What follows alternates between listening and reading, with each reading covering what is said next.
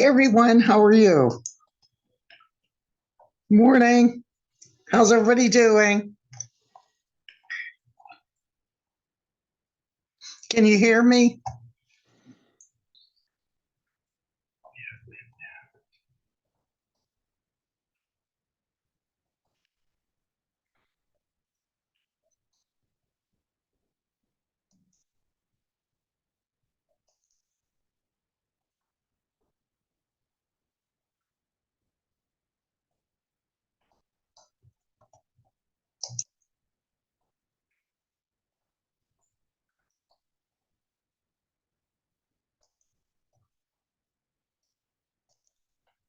Can you hear me, Renee? Hey, how are you doing? Okay, haven't figured out how to get the picture up there. Generally don't use it anyway. That's fine. I mean, it should be when you come in, it'll ask you if you want to use computer audio and computer video. Okay, I'm past that, of course, so I don't know unless I go back and do it again. Okay. I'm okay. Irma, you have 7 participants right now.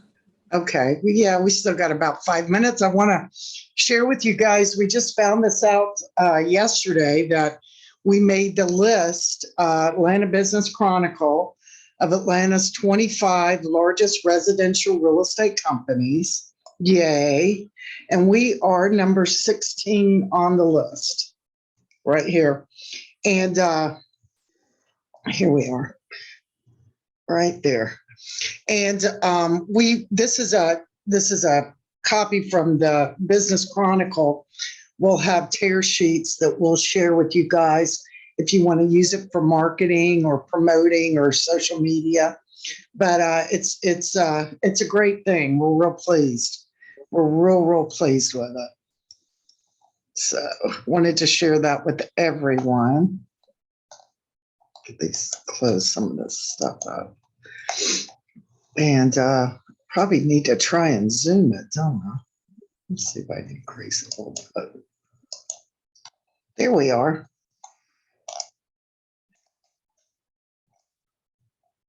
Chapman Hall Realtors, 1.273 billion last year, 3,000 transactions, 549 agents. Yep. Yeah.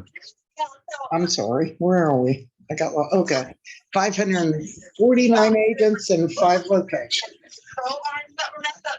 Yeah. Yeah. Okay. Yeah, I know. That's what I call the axle type of thing. Because that's probably just a different word for it. Anyway, so it's something. Say those words again. Okay. Yeah. All right. I agree with that. And what about the water? Is having got like red lights?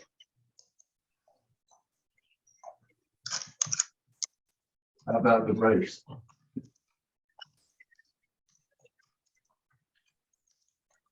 Okay. All right. Yeah, well, Margot can do your scale on that later. Yeah. Okay. Bye. For those of you that are online with me, if you could go into chat and just put your name in, just sign in if you don't mind. So we'll know who's on the call with us today. When I start opening up the screens, I can't see you guys. Let's get back up here. So, Chapman Hall Realtors, that's great.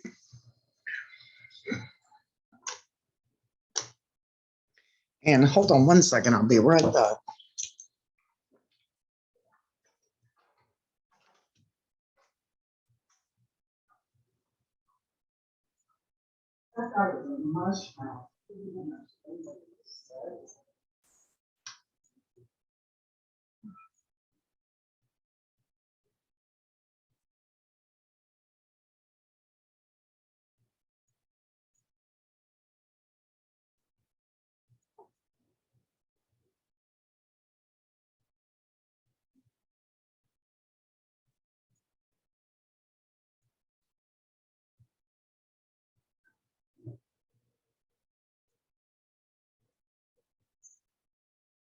What did he want when he called up?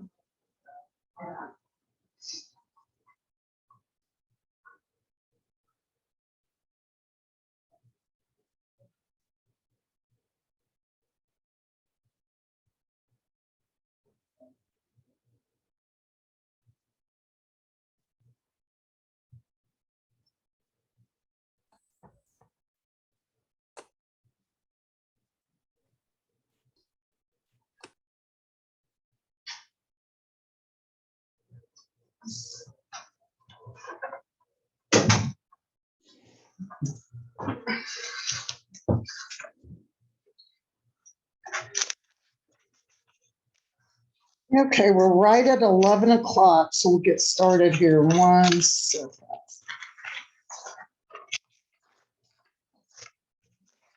For those of you that just joined us, excuse me, on the screen at number 16, Chapman Hall Realtors, we made the Atlanta Business Chronicles 25 top largest real estate firms in Atlanta. So, woohoo, go Chapman Hall. And as I said earlier, we will have a tear sheet for this that I'll send out that you guys can use for marketing. And the Chapman Hall Realtors will be highlighted. It'll jump up off the page. But we just got this morning and I wanted to share it with you. So let's go back over here and let me get the right form and we'll start our meeting. Where's my forms? There we go.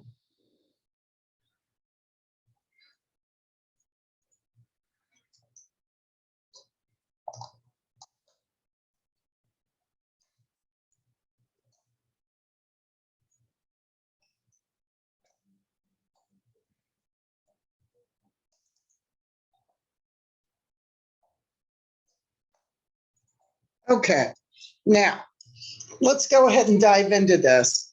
When you go into the GAR forms, there is a plethora of seller's disclosures to select. I know a lot of you operate that if the seller doesn't live in the home, then you don't need to do a purchase or you don't need to do a seller's disclosure. And that's true to a certain extent. It's not required. However, representing a client, it's your responsibility to make sure that everything with the house is disclosed and is disclosed fairly to any potential buyer. So I know you don't like using them, but I think it would not be a bad idea if, because we have options here, we have our traditional seller's disclosure statement, which is 7 pages, very extensive. And then we have this one. And I learned this in one of Seth Weissman's class. And he said to the class that I recommend that even if the seller didn't live in the property or it was an estate sale or whatever was going on, whomever owns or is transferring title to that property may or may not know of any known latent defects.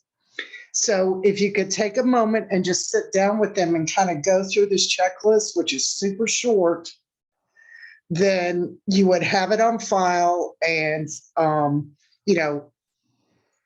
it would be a disclosure of what's known of the properties. So these are latent defects and fixtures checklists. And it says Georgia law requires a seller to disclose latent defects in the seller's property to the buyer of the property of which the seller is aware and which could not be discovered by the buyer upon a reasonably careful inspection of the property. Perfect example are septic tanks. Unless there's a problem that's so bad that it's already in the house, as far as a backup or something goes, which would be, obvious to anybody with reasonable care, then that's where a lot of the problems come from.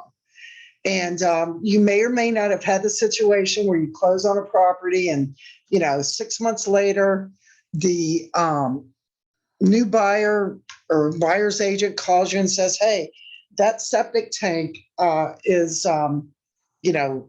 not what you guys said it was, basically. And it can be a little scary at first. The seller, first and foremost, are responsible for all of these things, but that doesn't mean that you wouldn't necessarily get sucked into, the issues between the parties. So if you sold a house and somebody came back around and complained about a septic tank, if you had one of these, at least if the seller had checked unknown defects, that would have given the seller more credibility because, hey, anything can happen in 6 months and they're not buying a new property. So just kind of food for thought. And then it goes on to say, if a defect is obvious, like the backup in a home, it does not need to be disclosed. If a defect has been corrected, it is no longer a defect because parties can disagree over whether a defect is obvious or whether repair was properly made. Erring on the side disclosure is recommended. So interesting paragraph, and that's at the very top of the page. And again, very short form. This is 3 pages long. So you have the option to check if the seller was an occupancy, or if the seller goes to number 2, no known latent defects. Or if you want to put notes in that says, we had a hole in the roof, there was a new roof put on in April of 2023, or, separate septic tank was pumped in 23, whatever. You could add it here as disclosure down the road. Further, it's interesting that they have an agricultural disclosure. And it's interesting on the fixtures checklist. And it basically says in bold letters how to use. It is often unclear what constitutes a fixture which remains with the property versus personal property which does not remain with the property. To avoid a dispute, seller shall have the right to remove all items on the checklist below that are left blank. The items on the checklist below that are checked or marked shall remain with the property. So you tootle on down here and, here you go with your basics: appliances, home media, satellite dish. I've never known anyone to take the satellite dish, but it's on here. Interestingly enough, the big thing are these security systems, the Ring doorbells or the cameras and stuff. Make sure under systems that, if they're staying or if they're going. So if they're staying, check it. If they're going, do not check it. Okay. Very short. Recreation, safety, landscaping, bird houses. That's kind of bizarre. Dog houses, statuary, stepping stones. And I have to share with you that back in the olden days, when I was a brand new agent, I had a transaction that I closed, and for whatever reason, the seller dug up the rose bushes in the front of the yard. So after we had closed, the sellers go to the home and they're all excited about their new home, and they get there and all the rose bushes are gone. Well, when push came to shove, I was the one that had to put the rose bushes in personally, because I didn't follow up and I didn't verify that the seller was actually taking with them. And honestly, it didn't occur to me that somebody would dig up a bush, but they did. They dug up several. And it can happen to anybody, and it can be very innocent. It can happen with a microwave. It can happen with a refrigerator. Those types of things, can slip through the cracks because you're so busy. But if you just take a moment and go through this with both your buyer and your seller, and then verify with the listing agent, it will save you a phenomenal amount of time and effort. Then as you go on down, clarification regarding multiple items. Items identified above as remaining with the property where seller is actually taking one or more such items shall be identified below. The example they use are refrigerators. Perfect thing. So say they have a beer refrigerator in the garage or something, and then they have their nice built-in the kitchen. Well, they leave the kitchen and they take the garage refrigerator. You got to clarify that with your buyers so that they know when they move in, the garage refrigerator will not be there. But the big one in the kitchen should be and needs to be. Items needing repair. So if the dryer doesn't work and they're leaving it, or, a chandelier is, messed up and they're leaving it and it needs electrical work, these types of things, it wouldn't hurt to disclose that. And then boom, everybody signs it. So it is literally a 2-page document that covers basics, latent defects, and fixtures that even if a seller doesn't occupy the property, I would recommend you guys consider using this. Any questions, your thoughts, and tell me your experiences. Has anybody ever used this particular disclosure? Just unmute yourself on your tile bar and give me some feedback.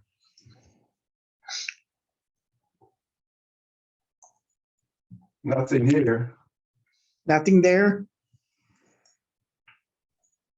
No questions on this? Everybody- I have Go one ahead. question. So when it says defects have been like fixed, does that also include like lead-based paint? I know they usually have to get the disclosure of they removed all the lead-based paint in the house. Well, if you take a listing, and this is Luke Maben, he's a brand new agent. Say hey to Luke, everybody. If you take a listing, Chapman Hall Realtors requires that you get a lead-based paint on all listings.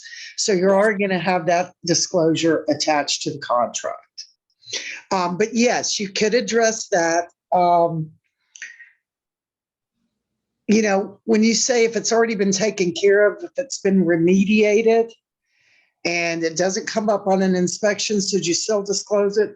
Yes, because it's lead-based paint. Yes. And again, the crazy thing is with the, advantage everyone has of being able to shop online and get any kind of decorating stuff that they want. It's not unusual that you could purchase the perfect paint color from a company or a country that didn't have the same standards, and the paint could contain lead-based paint, and it could be a brand new home.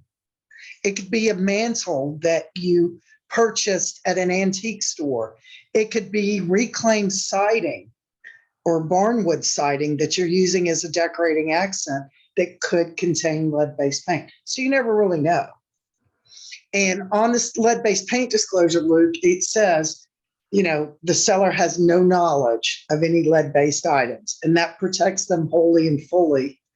If, they don't know them, if it's obvious, then if the house was after 78, it may or may not be obvious, but if it was prior to 78, then the federal government requires that you have it. So you would use it wisely and at all times. Okay, let me pull up the second disclosure. And this is the long form, folks. And Luke, this is the one that everybody typically uses. Please don't talk. Hold on, let me find it.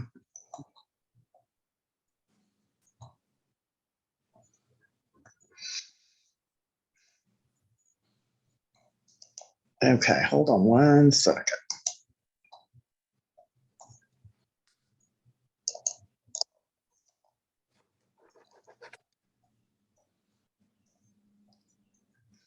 Hold on, let me get the other one.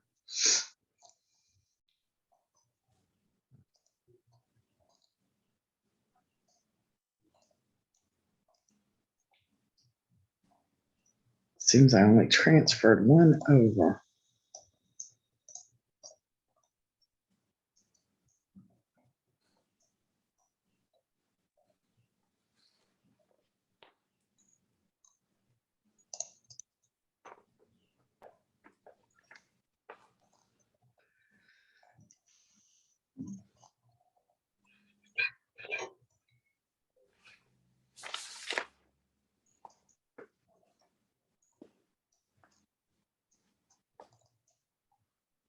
Hold on one sec. Bear just with me 1 second.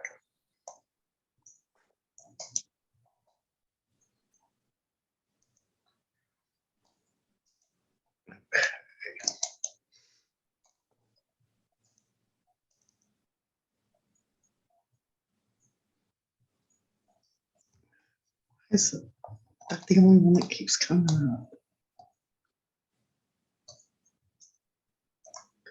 Hold on, I'm having a moment here. Let me find the file.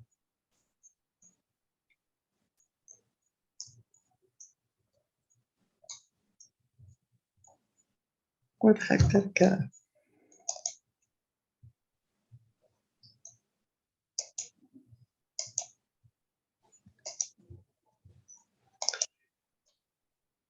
Okay, folks, hold on. Let me try it one more time.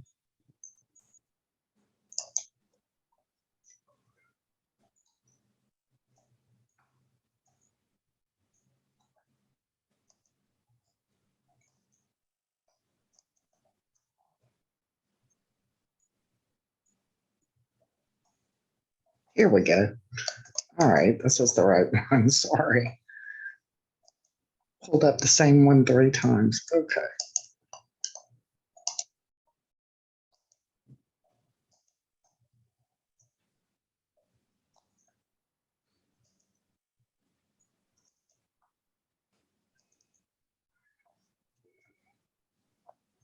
Okay, here we go. Now, can everybody see this screen? Yay, I did it. Can everybody see that? It's gonna give me a thumbs up if you do. Okay, perfect. Thank you. All right. So this is the traditional seller's property disclosure statement. It's typically labeled Exhibit A, usually at the top of the pack. And this is the full-on seller's disclosure.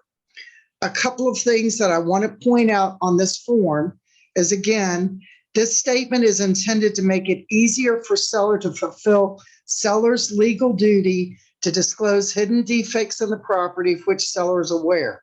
Seller is obligated to disclose such defects even when the property is being sold as is. Okay. The one thing that I want to remind you guys is do not ever, ever, ever fill this out for a seller. Okay, unless you own the property and you are the seller. Always have the seller fill this out. Okay, it gives the instructions to the seller on how to complete it. Answer all questions fully, provide additional explanations, promptly revise the statement if there are any material changes to the answer.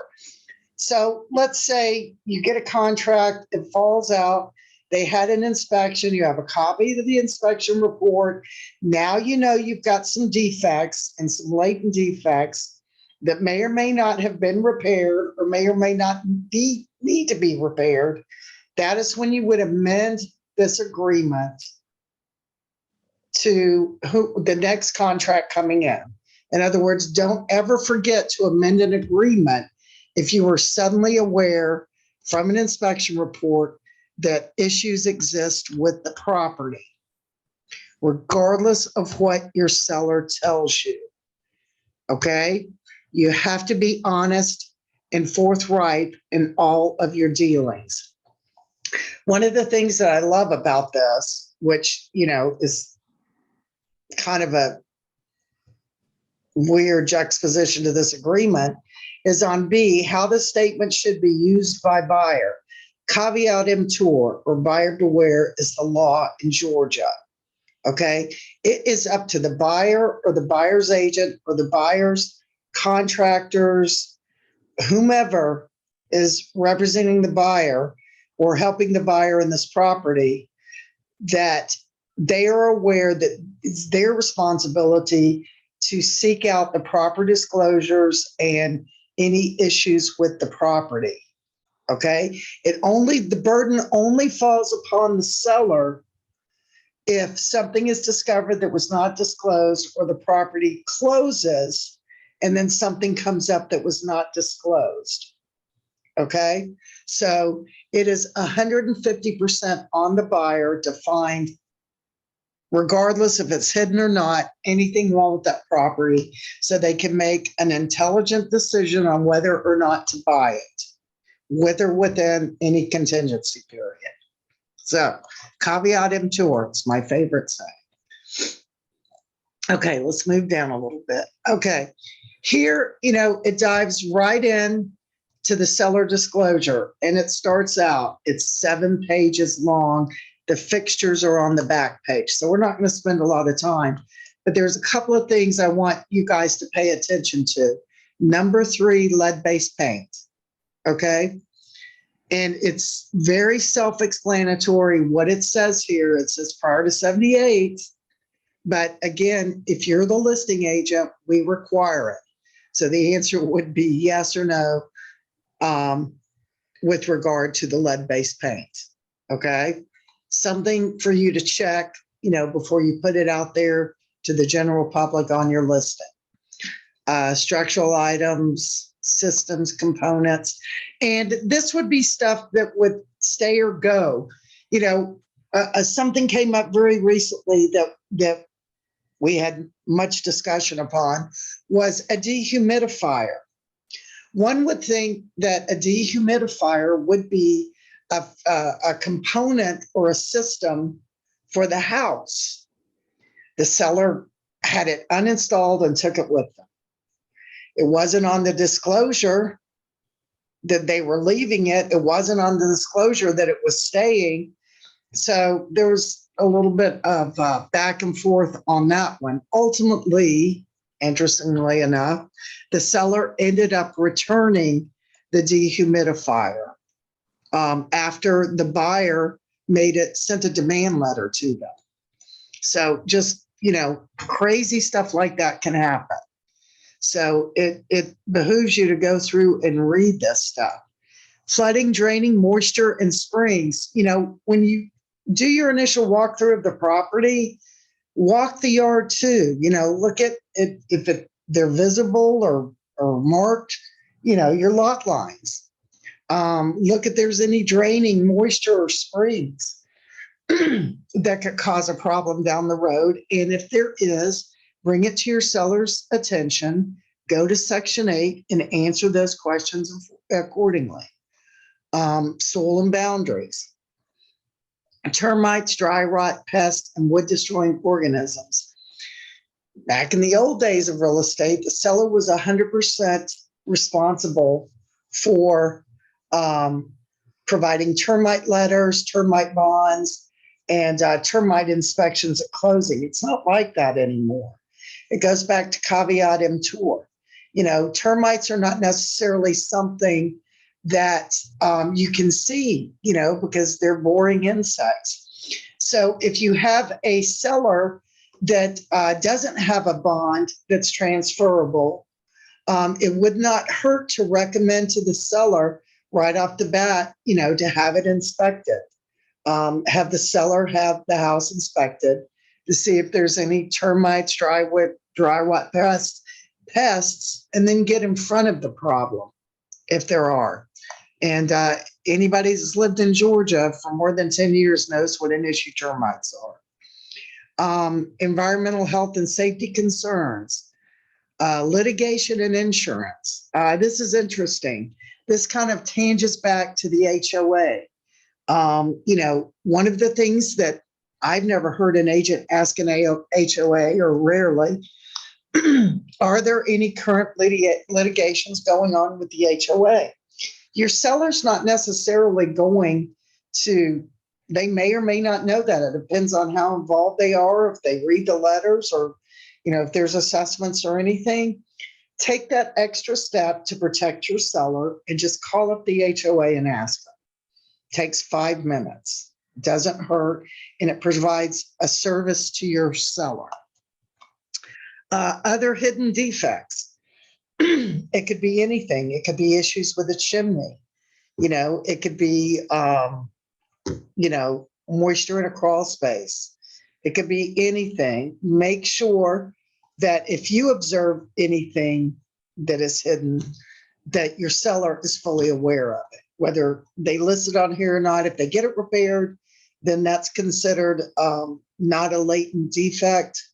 It is hidden, but you could say, you know, hey, we had some termite issues here. We replaced the siding. It's all fixed now, blah, blah, blah. So anything that you can share as far as disclosure is good. Again, very, very important because this city's expanding so quickly, agricultural disclosures. And then additional explanations, you know, if you had a new roof put on it, if you had a new water heater put in, you know, if you had new sink in the kitchen put in, anything that would be of interest to the buyer that would fully disclose the shape of the property, encourage the seller to do so. And then again, here's your checklist. Same thing. Look at the systems, security systems. You know, sometimes people decide to leave wall-mounted flat screen TVs. You know, sometimes they don't. That would be a question to ask. Are you leaving the TV?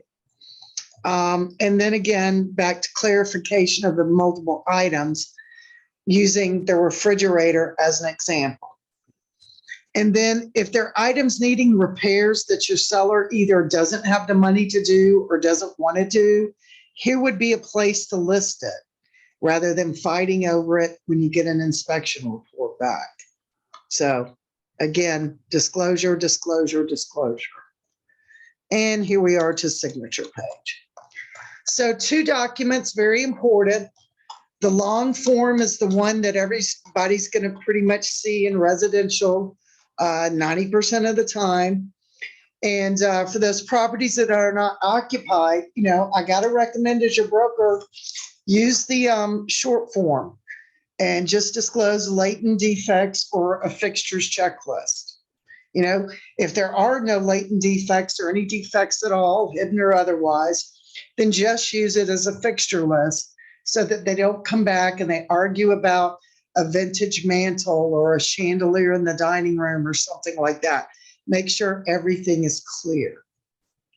So short and sweet, they're not complicated forms to use. Does anybody have any comments or experiences they'd like to share? Just unmute yourself and you have the floor. I have a question, Renee. Sure.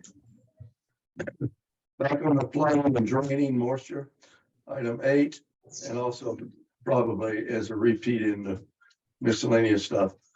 I've had clients interpret this number 8 as flooding, draining, moisture and springs as all in simple terms of a flood. Okay. And not, and it, you know, like a heavy rainstorm and it went down the backyard and went into the basement space or something, intrusion by what do you call it, by nature. Okay.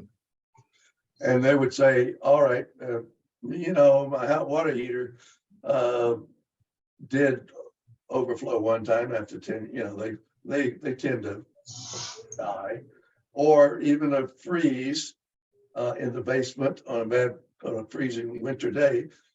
Those are sort of like leaks, L-E-A-K-S.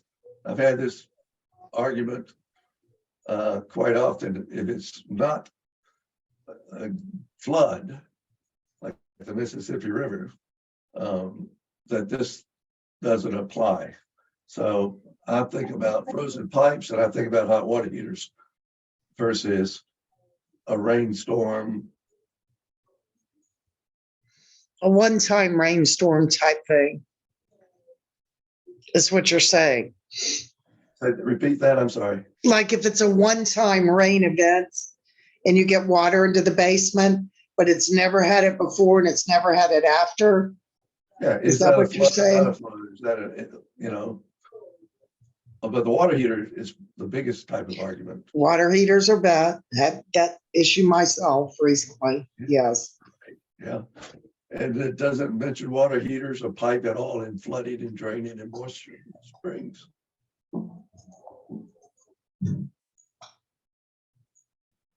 And are there any Dan's retention ponds? Well, you're correct. I mean, a lot of this on Section 8 doesn't apply. But if we go back up here to our sewer and plumbing related items, doesn't it, let's see, doesn't it ask you regarding the water heater? Let's see. I'm reading it with you. Probably do everything plumbing, but not necessarily a leak. Frozen water line, that's one of my questions. From the last one, K, Yeah. but haven't seen the hot water heater yet. Or kitchen sink can overflow, bathroom, the shower can overflow. Well, it's got that on I. Are there any leaks, backups, or other similar problems with any portion of the plumbing, water, or sewage systems or damage therefrom? So that one's on there. But yeah, systems and components, HVAC.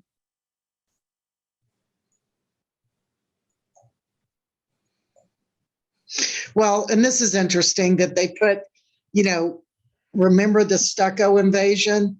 Yeah. That they have added G here where they talk about stucco under systems and components. That's a bit odd, but I guess they have to put Right. it somewhere on there. But any service components subject to lease or rental payment plan.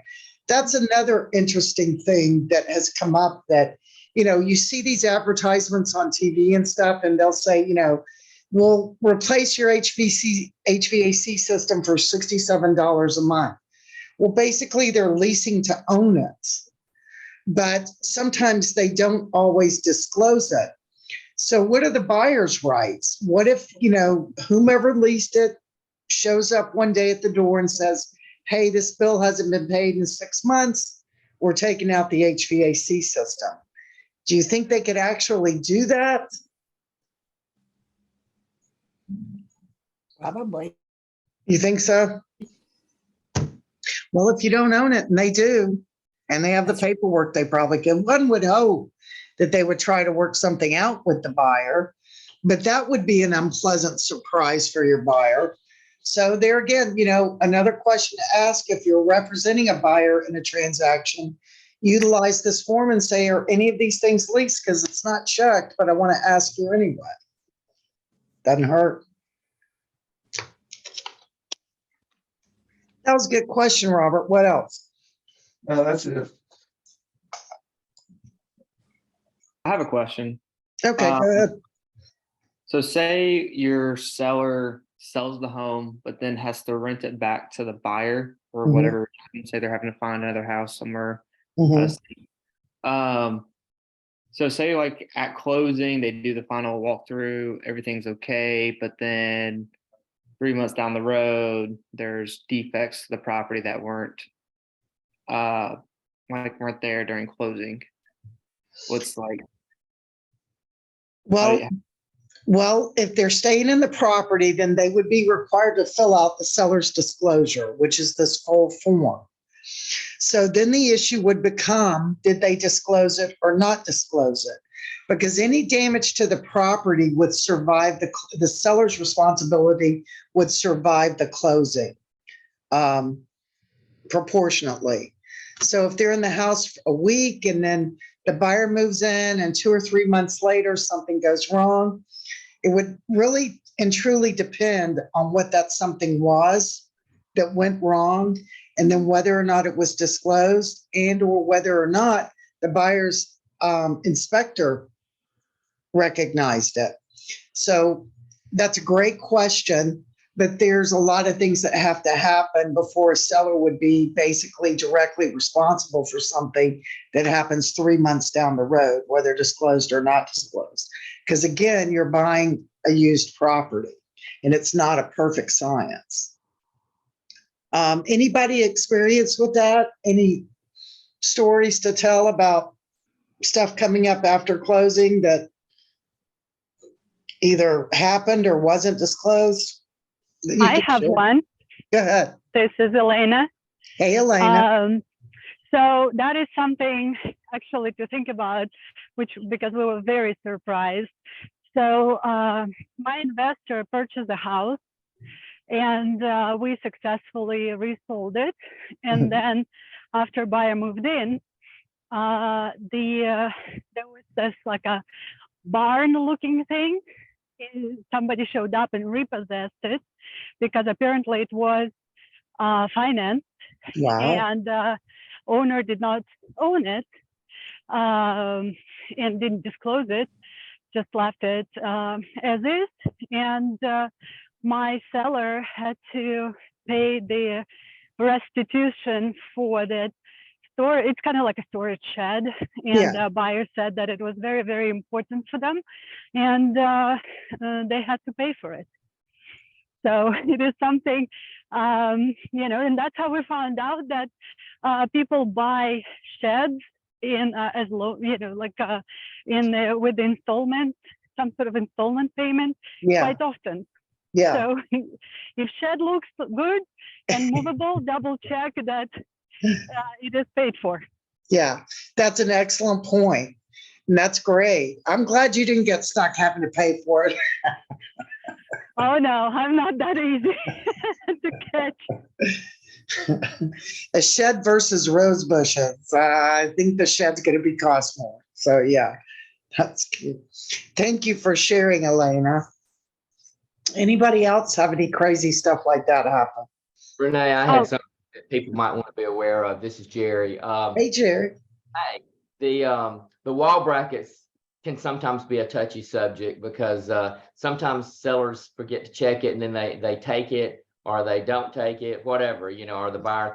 Usually the buyer's TV may not necessarily fit on a wall bracket that another Right. person, but some sellers think if they can take it and then they may even have it checked, but they do not repair it and leaves big holes in the walls. Yes. That's kind of a touchy subject. So you might want, especially the newer people, might want to warn your seller. Well, if they check it and they decide to take it, it's probably best that they do try to patch it and paint over it, to fix it back like it was, because otherwise they might get closing or walkthrough and the buyer not accept it. I think so too. And I also think that that's a good responsibility for a listing agent as well. Ask those hard questions. If you're taking the 50-inch TV mount out of the wall, we're going to have to patch it and paint it. Maybe you want to do that. Go ahead and take care of that. But people, Jerry, it's funny. People will not give up their TVs, boy. They'll have the TV on while they're moving out of the house. Yeah. I've seen that happen. So Yeah. that's an interesting point. To the damage that can be created by the brackets and everything, and also with bookshelves. Like some people will get those, just hooks, put them in the wall, and then put a shelf over it, and then they'll pull those out of there, and then boom, drywall damage up and down. I've seen that happen a lot of times in kids' rooms and stuff. Yeah, because I had one that took it out and it left huge holes. It was some kind of sophisticated mounting system, and I said, you better get that fixed before the buyers do their walkthrough, or they're not going to accept that. Oh yeah, absolutely, absolutely. That'll get your heart beating real fast, won't it? Go ahead.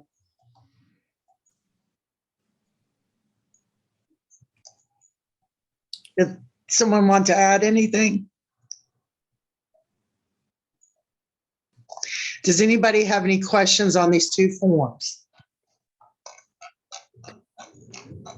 Okay, well, I'm going to pull it in for the day, and we'll reconvene next Tuesday. Does anybody have any forms that they would like to go over or revisit that we can schedule for next Tuesday? This has been Hi, Ren- excellent. Hi, Renee. This is Yvette. I have a quick question. Sure. I just have a question. It's about forms, but not in particular. Okay. So once I've had this happen a couple times. Once I'm representing the buyer, and once you send in the contract and the seller bottom lines it and sends it back, but yet they're still missing document. what to do about that? I mean, should you put something in advance about having these documents in? What should you do if it's days and days and they haven't sent the documents back? Well, and that's a problem. You know, you could put a little clause on your special stip section of the contract that says all parties agree and acknowledge time is of the essence when returning and completing contracts. All parties are required to actively participate. I'm paraphrasing, but you could, you know, put something like that in there that will compel them to do it. GAR also has a form, and I don't know the phone number on my list with me, that actually has a time limit of when everything needs to be done and turned in. That I know a lot of Berkshire Hathaway agents use them because I've seen them before. That will give a clear timeline. But the point being is whether they've got a listing agent or not, if you need forms for that contract to be complete so you can turn it into your lender, then, you know, you need to go medieval on them to get it. And you Yeah, I can't, know. I'm just saying, it just seems, it just, in the whole process, it just seems like once you get it back, bottom line, you know, you're really, you know, it's like, it's really helpless. Like, get it back, get it back. I mean, I've always getting it back, but it's like, it seems like Sure. they shouldn't be able to bottom line it without having everything. yeah, Or it should be some other recourse, because it's like they send it back and then it's not complete. I'm in the middle of that now where I'm trying to get a CAD form, and all they put on the form was that the association was voluntary, but they didn't put the name of it. They don't have the CCNRs. They have nothing, you know, on the form. right, So I'm going back and forth, like, give me this, because this would calculate into my, you know, my borrower's DTI if there's a monthly payment. exactly. And they're not getting it back to me. So it's like, okay, now you're saying we're under contract, but I don't have everything I need. So the only Right. thing we can do is really just bug them for it, really, is what you're saying. Yeah, pretty much. Renee, I mean, you could play hardball and send them a TNR, but who knows what would happen. I'm sorry. You didn't hear that from me. Right. Go ahead. Please go ahead. You Whatever could you're put going to say. I'm sorry. you could put a clause in the offer that it has, all the paperwork has to be in 5 days. Yeah. Because that's eating into your 15-day disclosure, you know, property inspection thing. But also it depends on whether or not, if I was a seller, I'd get it done in 5 days. If it was good enough to accept the contract, it's probably good enough to force them or bluff them into losing the contract if they don't give you the designated forms like the HOA thing. And even the property disclosure statement Mhm. needs to be delivered. That gets slow sometimes. Yes. So you just have to gamble if you want to put a termination, a cancellation of the offer contract. If I they put don't in get a it to you. termination for seller disclosures, but it's like every time it's a different form, you know? So Yeah. I think I need just a catch-all, like all forms, you know, need to be in, because it's always a different And you form. can That's like, absolutely, yeah, you can absolutely do that on the contract. And remember, special stipulations overrule all printed items, written items in a contract. So you're adding in saying that that's mandatory requirement, that all the forms have to be back in and signed in 5 days. And they're Okay. agreeing to it. Yeah, It I'm just gonna add gives you that for more now on. leverage. It's never going to stop the argument, the begging or the pleading, but Right. it does give you leverage. Okay. Thank you. Okay. And somebody else was going to ask a question?